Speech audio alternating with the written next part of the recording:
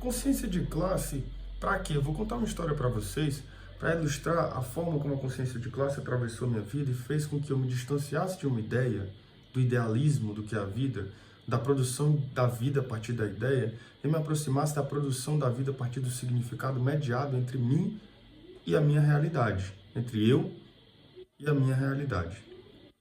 Quando eu saí do ensino fundamental e fui para o ensino médio, eu saí de uma escola que tinha 9 alunos, uma escola de educação periférica, uma escola com muita escassez. O teto da escola que eu estudava caiu, inclusive, na sala de aula que eu estava.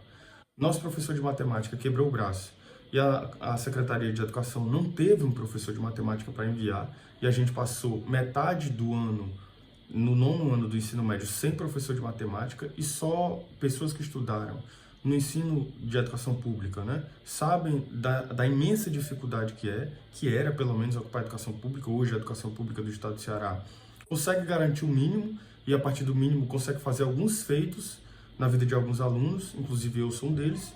Eu saí dessa escola de educação pública com 9 alunos, uma escola de educação pública na periferia de Fortaleza, para estudar em uma escola de educação pública, mas uma escola de educação profissionalizante, uma escola com muitos alunos, e uma escola com a realidade social atravessada por marcadores de escassez, mas com algumas pessoas que já tinham um básico, com a classe média baixa, com a classe média média. Quando eu saí dessa realidade, quando você está circunscrito por uma realidade que é cotidiana, que você não se distancia dela em nenhum momento do seu dia, da sua vida, para você, aquela realidade é a vida. Ela não faz parte da vida, ela é a vida. A sua vida passa a ser aquilo, porque todas as pessoas que estão ao seu redor vivem aquilo, assim como você. Então aquilo é a vida. Então aquela realidade de escassez, aquela realidade de falta, para mim era o que era a vida. Eu saí dessa realidade para uma outra realidade, que era uma escola de educação profissional, e eu comecei a ver pessoas tendo o mínimo, uma casa própria. Eu morava numa casa que tinha 12 metros quadrados. Eu, minha mãe e minha irmã. Então a sala era o quarto, que era a cozinha e que tinha um banheiro.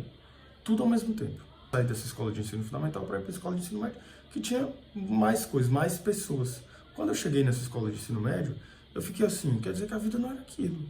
Quer dizer, algumas pessoas têm o mínimo, têm uma casa própria.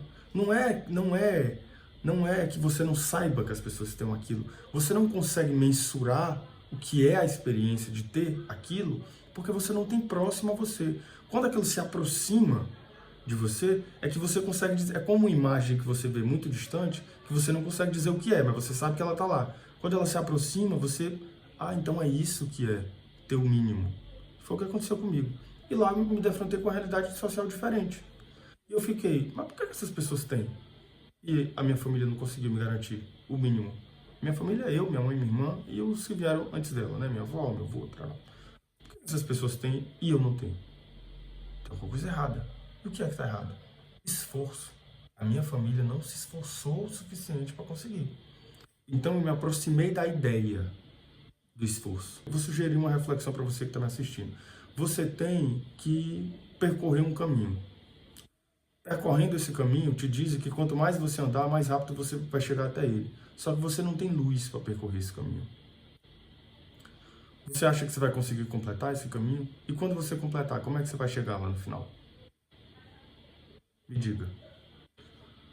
Essa era a reflexão que eu queria deixar para você. No final eu vou explicar o que eu pretendo com essa reflexão. Então eu comecei a atribuir a minha escassez, a escassez de uma outra coisa.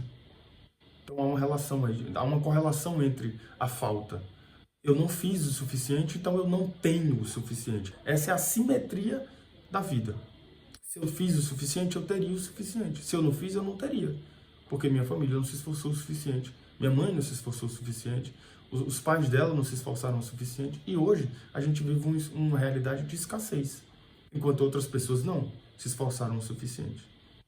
Eu comecei a atribuir esse significado à vida social. Não tem, porque não fez o que era necessário. Eu vou fazer o que era necessário e eu vou ter. E eu vou ser diferente. E eu vou conseguir. Comecei a fazer o que era necessário. Mas ainda fazendo o que era necessário, havia muitas lacunas desse pensamento. Porque ele não chegava onde poderia chegar. E eu comecei a me questionar o porquê que ele não chegava.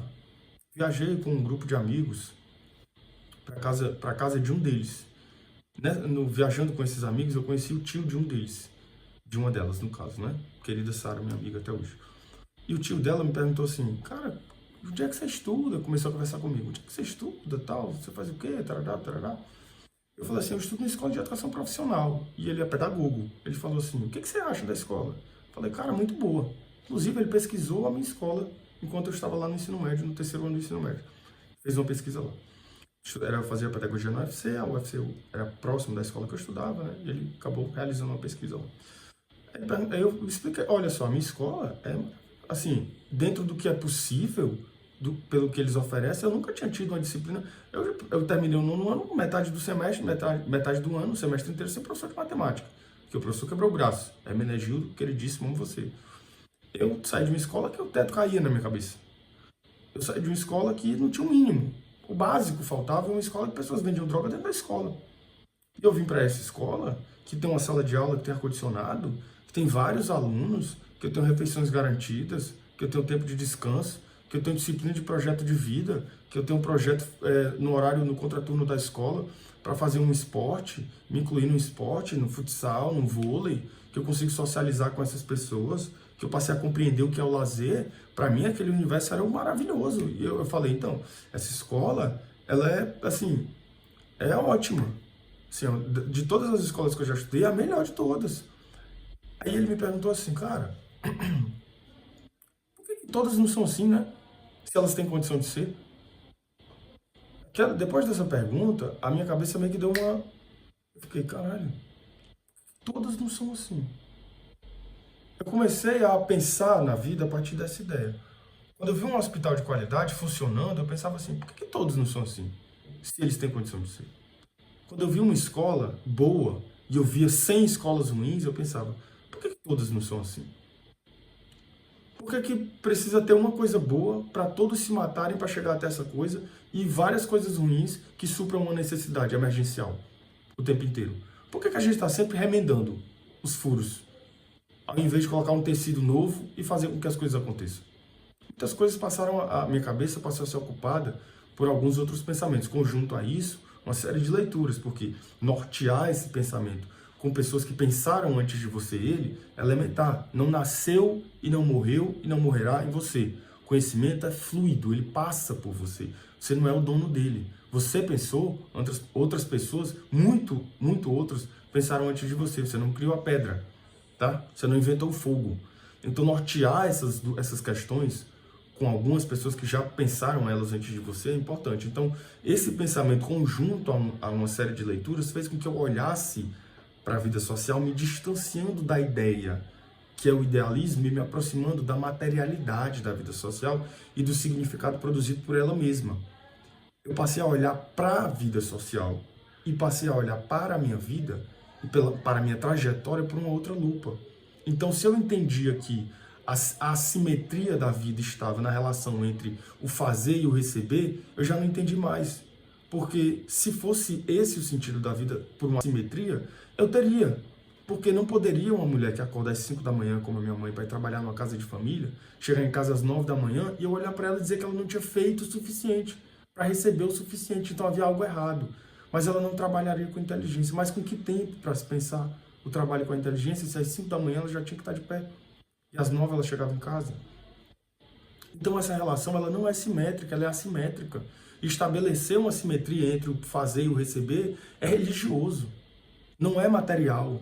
Porque na vida social você vai fazer muito e você vai sempre receber muito pouco ou o suficiente para continuar se mantendo. Então eu me distanciei da ideia e me aproximei da materialidade da vida, para poder dizer o que era a minha trajetória, preencher algumas lacunas que não se preenchiam com o pensamento do esforço.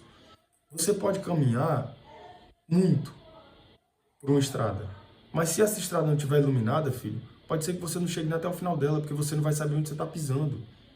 E é o que a consciência de classe é. A consciência de classe é uma luz no caminho, por onde os pobres caminham.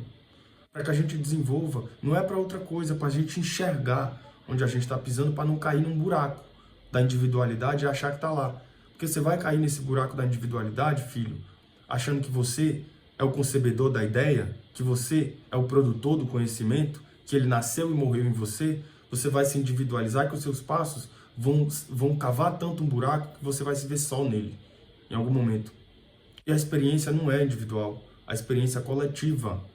Ela é distante da individualidade, porque quando você pensou, alguém já pensou antes de você. Quando você viveu, alguém viverá ou já viveu antes de você. Então a experiência é coletiva.